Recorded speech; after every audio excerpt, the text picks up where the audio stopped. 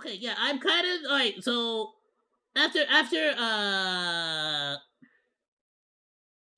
this isn't relate. This is this is a video by Tectone about WuWa. I don't know what's going on. I have not played WuWa since after Shorekeeper came out. I lost the 50-50, said and then for some reason anytime I streamed, I would get nothing but a bunch of people from the WuWa community coming in to trash, just rail on me about my gameplay, but not being the greatest, most amazing, like greatest freaking like perfect, perfect parry every single time on Wuthering Waves player. So I eventually just stopped streaming it, stopped playing it, stopped being a part of it because I freaking hated the community, Wuthering Waves. So I like at this point, I'm kind of want to know what's happening or what's going on because I kind of want to go back to it. I actually genuinely deeply enjoyed the game. I think it's one of the more fun gacha games out there. But I kind of want to know what's going on, what's happening right now. We got a message from Solon, aka the CEO of Kuro Games, about some pretty serious and we're going to talk about it, and we have a big reveal at the end of this video. Do not click off because this is fucking big. All right, we have some very interesting news to share, okay? Like, comment, and subscribe if you're here, and hit the bell for all notifications. So let's look at this shit here real quick. Message from Solon, CEO of Kuro Games, about Wuthering Waves 2.0 launch. Yesterday, after extensive preparation, the 2.0 of Renacita update finally launched, and I'd like to share its performance with you. First, the newer version exceeded players' expectations. I agree. If you have not played the game, the quality of life is better, the exploration is better, the voice acting is better, the OST is better, the BGM is better, the combat is better. Everything is better about the game from the ground up, and the environment is... Again, the game was never a problem with me. The only reason I'm not playing it is because the community was kind of douchey, and I freaking... incredible. Everything has been improved, and it sort of soured the game for me. Everybody's loving the update who's played it, unless you're a sad little Genshin cock who's still sitting there playing with Paimon. Feedback from the community and surveys don't play Genshin. Highlighted significant improvements in content. Definitely want to play WuWa again. I'm playing freaking, what are we playing right now? Gotcha, we're playing Gross Frontline 2 Equilibrium. Really fun. I haven't gone on Honkai Star Rail in a while either, to be honest. This to you. Thank you for giving the developers for truthful and honest support in our game direction. We used it to make our game better based on what y'all wanted. Wow, imagine that. You listen to your community and your community will respect the fuck out of you. Maybe other fucking companies should try that. On the operational side, we're thrilled to announce that Wuthering Waves achieved its highest single day revenue since launch. A milestone for the team. Beyond the revenue and acclaim, players' growing confidence in the game's long-term development is equally encouraging. As long as they keep delivering update after update, why would we as a player base not continue to trust the devs that things will get better? I cannot tell you how nice it is to think, I don't really like this thing about this game. Hey, what do you guys think? Oh, you don't like it either? Okay, let's send them a message.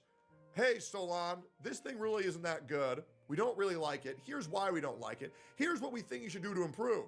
Send. 2 updates later. We heard the community, it's been fixed. If my thoughts are being heard, I don't need to worry about things being bad now because I've learned if I have patience, they will always get fixed. And sometimes not even an update patch, not even 2 update patches. Sometimes bugs are fixed within 12 hours of them at launch. It's really nice. We've always maintained that our results reflect our efforts and capabilities. It's honestly one of the major reasons why I've kept up with it this whole time, and I still do like it, and I still do heavily, recommend it to a lot of people. As long as we stay pragmatic and focused on growth, we're confident we can continue delivering exceptional content to surprise and delight our players. Finally, I'm grateful to create a game with growth potential alongside all of you.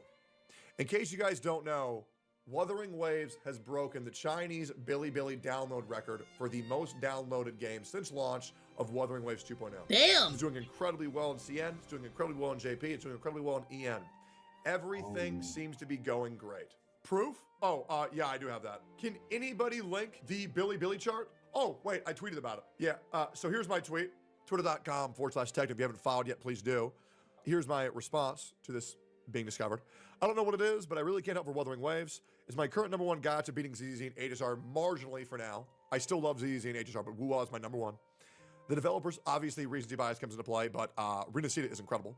The developers seem to care a lot, and that makes me care a lot. Whether you love or hate Wuthering Waves, the impact it's had on the space has been amazing.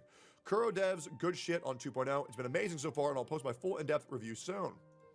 And here is Billy with Wuthering Waves, currently in the #1 position of all games currently, even trumping 5.3, an Archon patch for Genshin Impact. Yes, guys, this is a big deal. This list cannot be tampered with. This is a huge deal. Now, this was posted on r/Gacha Gaming. I want to go over a couple comments, see how they're feeling. I haven't seen. WuWa Handshake ZZZ, great. Releasing one of the best patches that also serves as a soft relaunch of the game with a shit ton of freebies. Great. Looks good. Seems like even r/Gacha Gaming is being positive about this, which is crazy because people call this Reddit r/Hoyo Gaming. By the way, I recommend everybody to avoid this website. It's terrible. We're going to go a little bit more in depth here. So what we have right here to be honest, is the new form of the revenue report, the sensory tower that content creators will be covering every month. Deep space. Ooh. This is usually determined to show you the success of a game or not.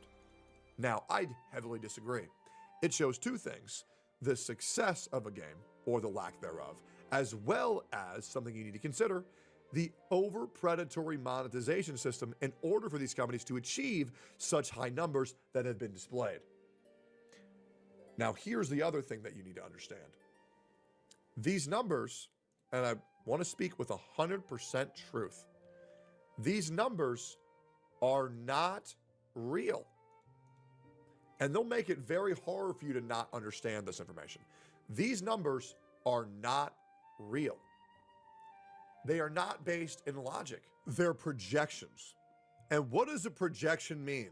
I feel like it's this number, and that's it. Yes, it is as Mickey Mouse as that. Oh, I thought these were like sales numbers. Think this game is made based on projections. Projections of what? I don't know. Your feelings, your emotions. What raw statistical data are you basing these projections off of? And why even showcase projections rather than just say, here's the raw statistical data we've received by the company submitting it to us? Yeah, that's what I would assume would be the logical thing to do. Because I think that it did. And if you want to know why it sounds so Mickey Mouse, well, a recent content creator has announced that they are in part with the sensory tower and in part with the new revenue data, and you'll just guess who it is. Yep, you're right.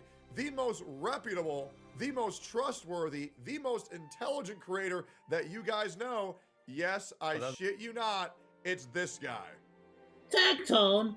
I hate that freaking guy. Okay, what's up?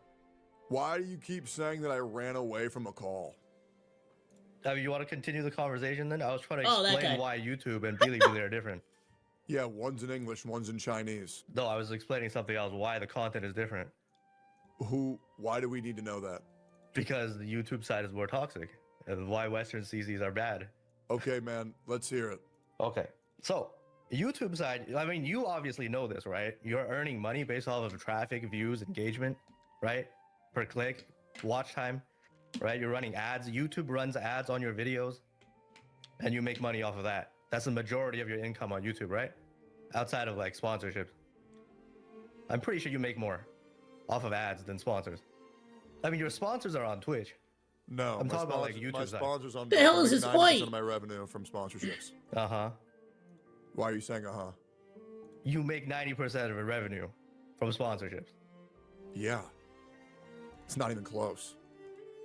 A guy who I feel like that's pretty standard for the field. No? Is it not? I feel like that's... Everybody that I have talked to that has like actually made any kind of money on YouTube typically says about the same thing. Yeah, like you absolutely do not want to rely on YouTube ad revenue. It is not going to make you money. Hell, I think even Roanoke Gaming talked about that, like how he makes probably more money off of Rumble than YouTube ad revenue. It's not as good as you think it is.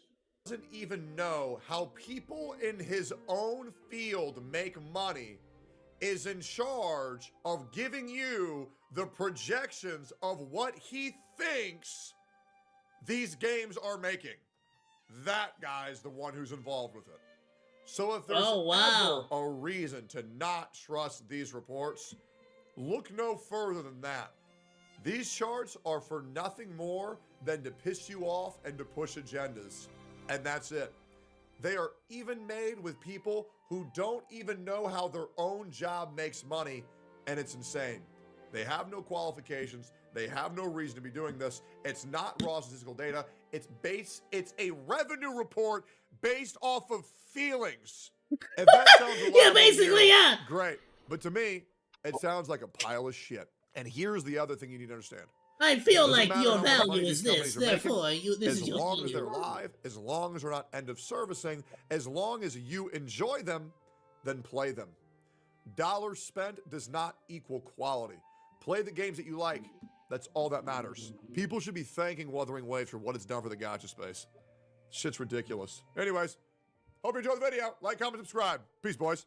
Takahashi DS. Phenomenal freaking video, my dudes. Phenomenal videos. I freaking love it. Drop a like. I'm gonna share the video, my dudes. Go show some support. No, I've been meaning to get back into WuWa, for sure, for a cool minute. But honestly, like I said, I just kind of I got sort of like I got turned off from the whole thing because it's just a couple of bad eggs, I think. I've been meaning to get back onto it. Maybe I will. Got quite a few pretty strong characters I do like. I put quite a bit of time and effort into those. So I that could be something fun I could get back into. Hopefully, something in the near future. We'll see. I could probably set that up. Having fun right now with PoE and Gross Frontline at the very least for Wednesday and Thursdays. So we can either do it on a Tuesday or a Wednesday, maybe a Monday. We'll see. Thanks for hanging out. Like or dislike, comment, and subscribe, and become a Monodachi today! I live stream all day, Monday through Friday, so go say hi! That's all for now, Monos. Goodbye, and thanks for swinging by. Salut!